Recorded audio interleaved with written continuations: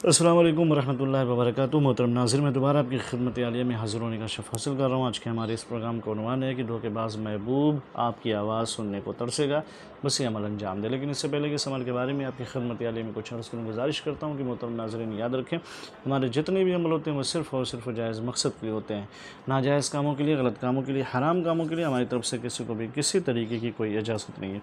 याद रखें, हमारा सेंटर रूहानी सेंटर, हम टोना, जादू, सिपली, ब्लैक मैजिक, शैतानी और गंदी हरकतों के ज़रिए से कोई भी अमल अंजाम नहीं देते। मोहतरम नाज़रीन, हमारा कॉन्टैक्ट नंबर है 9696824150 जो स्क्रीन पे नज़र आ रहा है। इसके अलावा हमारा कोई भी नंबर नहीं है। अगर आप अमल सीखना चाहते हैं, अमल से आशनाई पैदा करना चाहते हैं तो हमारे क्लासेस ऑफलाइन भी है, ऑनलाइन जारी है, आप उसमें शामिल होकर के फ़ायदा हासिल कर सकते हैं।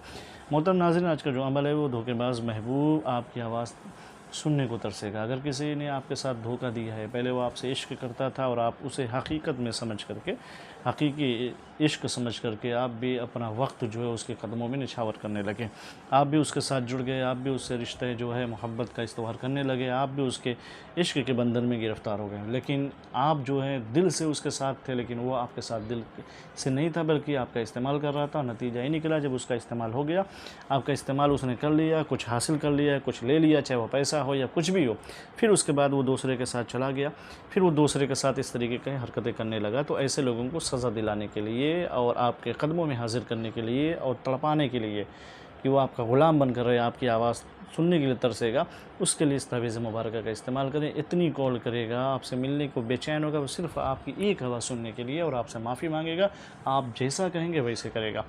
तो इसके लिए इस तावीज़ मुबारक को आप इस्तेमाल करें। करना क्या है, सबसे पहले तो बेहतर ये कि बावज़ू हो जाएँ, रूबा क़िबला बैठ जाएँ। दिन में जो है 1 बजे से लेकर के 5 बजे के दरमियान इस तावीज़ मुबारक को लिखें। अगर ज़ाफ़रान मिल जाए तो बहुत अच्छी चीज़ है, अगर ज़ाफ़रान ना तो अर्क गुलाब ना हो तो काली स्याही से सफ़ेद कागज़ पे इस तावीज़ मुबारक को लिखें।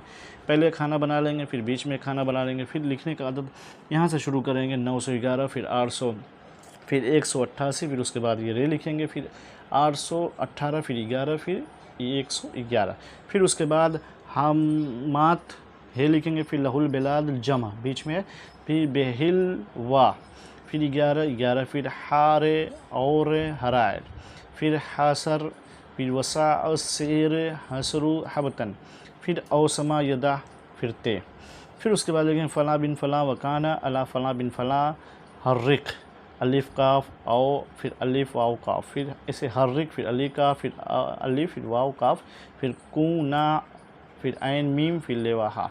इस तरीके से आप लिखेंगे। जहाँ फ़ला बिन फ़ला लिखे वकाना अला फ़ला बिन, तो उसका नाम और उसकी माँ का नाम लिखें, और अपना भी नाम लिखें और अपनी माँ का नाम लिख लें।